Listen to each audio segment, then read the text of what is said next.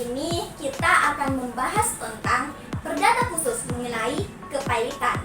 Nah, teman-teman Pailians udah pada tahu belum apa itu kepailitan? Nah, jadi sebelum kita akan membahas definisinya, kita akan membahas peraturannya terlebih dahulu.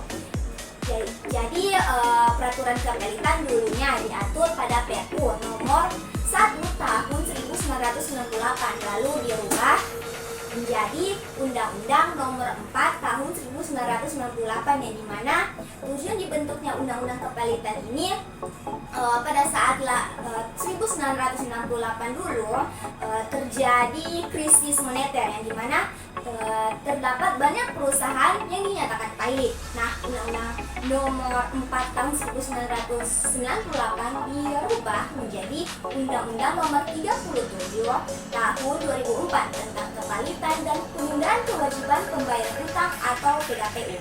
Nah, adapun definisi dari kepailitan itu sendiri diatur pada pasal 1 Undang-Undang nomor 37 tahun 2004 tentang kepailitan dan PKPU, yang dimana kepailitan ini adalah sita umum atas seluruh kekayaan debitur pailit, yang dimana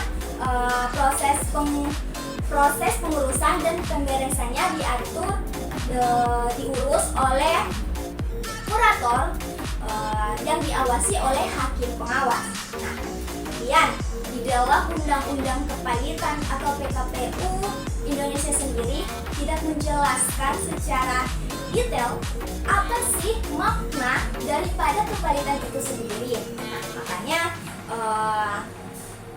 kita atau Indonesia lebih mengadopsi definisi kepailitan dari Black Law Dictionary, bahwa kepailitan itu berkaitan dengan ketidakmampuan untuk membayar dari seorang debitur atas seluruh utang-utangnya yang telah jatuh tempo. Nah, ketidakmampuan tersebut pun harus disertai dengan suatu tindakan nyata untuk mengajukan suatu permohonan ke pengadilan.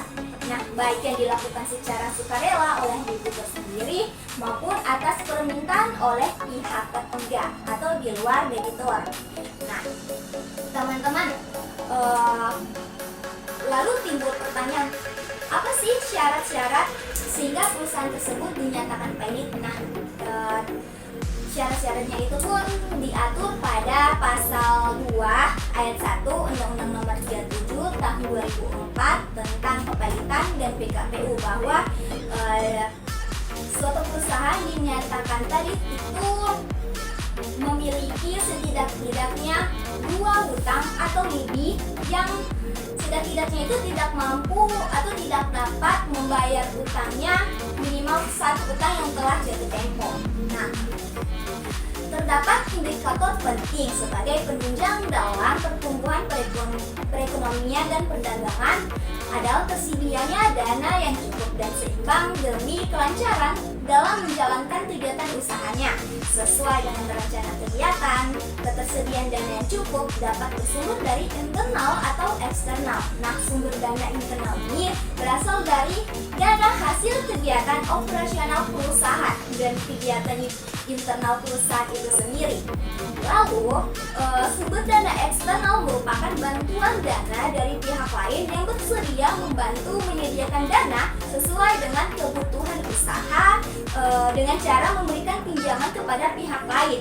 Nah, di sumber dana eksternal ini, atau ketika suatu perusahaan sudah melakukan hubungan pinjam meminjam dengan perusahaan lain, maka akan dinamakan menjadi 2. Yang pertama solvable dan kedua insolvable, yang dimana solvable ini adalah suatu perusahaan yang mampu membayar utang-utangnya, sedangkan insolvable itu sendiri adalah suatu perusahaan yang tidak mampu untuk membayar atau dapat melunasi utang-utangnya.